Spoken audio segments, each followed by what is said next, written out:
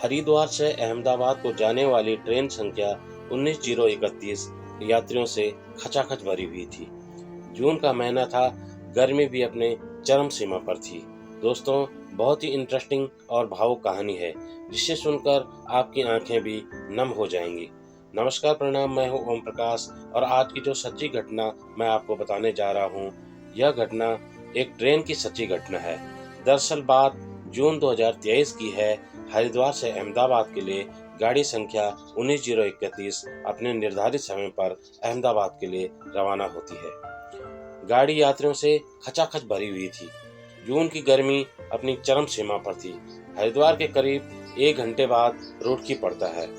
Roorkee station पर जब गाड़ी रुकती है तो एक व्यक्ति जिसका नाम राहुल होता है, इस ट्रेन की स्लीपर बोगी में बैठता है।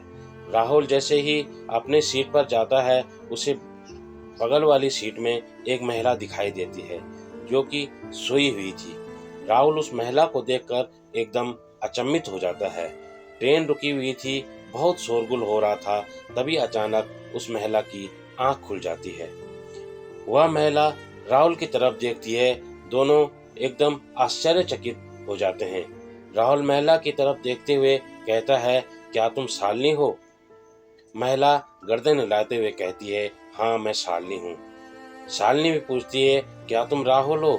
राहुल कहता, हाँ मैं राहुल हूँ। यह महिला कोई और नहीं बल्कि राहुल की पत्नी थी, जिसके साथ उसका 15 साल पहले तलाक हो चुका था। दोनों जब एक दूसरे को 15 साल बाद देखते हैं तो दोनों बहुत नर्वस हो जाते हैं। राहुल पूछता है, शालिनी, तुम्हारी दशा ऐसी क्यों हुई?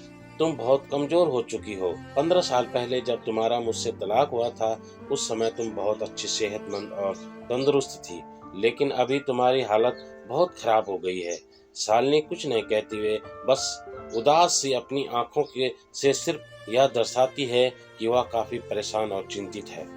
दोनों अगल बगल वाली सीट में थे। दोनों एक दूसरे से बात करने लगे। राहुल शालिनी से पूछता है, तुम कहाँ जा रही हो? शालिनी कहती है कि मैं अहमदाबाद, मेरे कोई रिश्तेदार रहते हैं, उनके घर एक शादी समारोह में जा रही हूँ। फिर शालिनी राहुल से पूछती है कि आप कहाँ तक जा रहे हो? राहुल बताता है कि मैं भी अपने किसी निजी कार्य के लिए अहमदाबाद तक जा रहा हूँ। फिर शालिनी राहुल से पूछती है, राहुल, क्या तुमने दोबारा शादी नहीं की? राहुल कहता है, नहीं, मैंने दोबारा शादी नहीं की। राहुल भी शालिनी से पूछता है, शालिनी, क्या आपने शादी कर दी है? शालिनी इस बात को इनकार करती है कि नहीं, मैंने भी कोई शादी नहीं की। दोनों एक दूसरे का हालचाल पूछते हैं। फिर तब तक पेंट्री कार से खाने वाला आ जाता है। राहुल कहता है, शालिनी, क्या तुम्हारे लिए भी खाना मंगवा लूं? शालिनी मना करती है, लेकिन फिर भी राहुल 2 खाने का ऑर्डर दे देता है। करीब आधा घंटा बाद खाने वाला आता है। दोनों एक साथ मिलकर बैठकर खाना खाते हैं। फिर राहुल शालिनी से पूछता है, शालिनी, बच्चे कैसे हैं? बच्चे अब काफी बड़े हो गए होंगे। बच्चे कौन कौन सी क्लास में पढ़ रहे हैं? यह सुनते ही शालिनी बहुत जोर जोर से रोने लगती है और यह सुनकर ट्रेन में सभी पैसेंजर शालिनी और राहुल के सामने आकर भीड़ पर खड़े हो जाते हैं। शालिनी रोते हुए कहती है, राहुल, तुमसे तलाक होने के बाद मेरा सब कुछ बर्बाद हो गया है, मेरा सब कुछ छिन गया है। तलाक के बाद भैया भाभी ने अपने घर में रहने से मना कर दिया, मुझे घर से निकाल दिया था। फिर मैंने एक प्राइवेट कंपनी में काम किया और वहां पर एक छोटा सा रूम किराए पर लेकर अपने दोनों बच्चों के साथ जीवन यापन कर रही थी, लेकिन कुदरत को शायद यह मंजूर नहीं था। कोरोना काल के दौरान 2020 में लड़की की कोरोना के कारण मृत्यु हो गई और ठीक 1 साल बाद एक सड़क दुर्घटना में लड़के की भी मौत हो गई। यह सुनकर राहुल जोर जोर से रोने लगता है।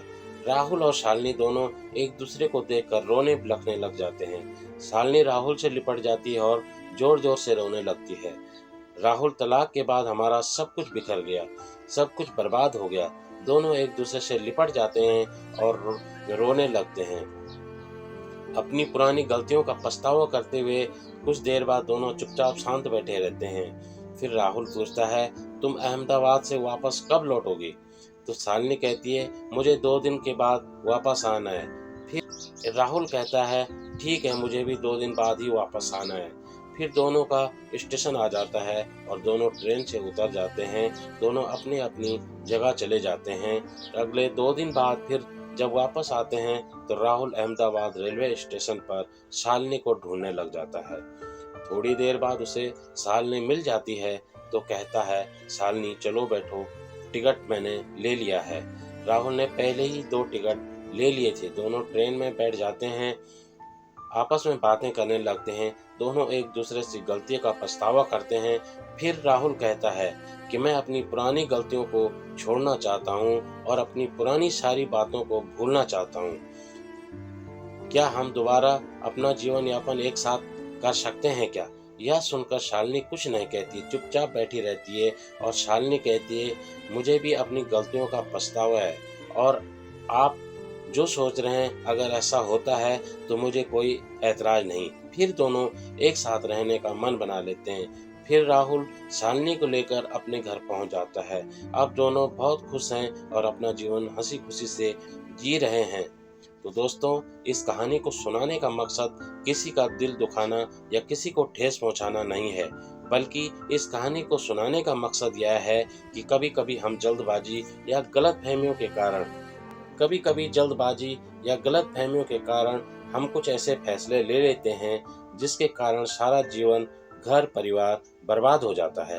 अर्थात अपने जीवन में कभी भी कोई अहम फैसला लेना है तो सोच समझकर होश हवास में ले।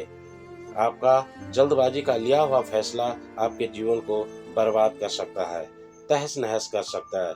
जिस प्रकार राहुल और शालिनी ने अपनी गलती के कारण अपना सब कुछ खो दिया है, इस प्रकार कोई दूसरा जल्दबाजी के फैसलों से अपने जीवन को बर्बाद होने से बचाएं, अपने जीवन को बर्बाद न करें।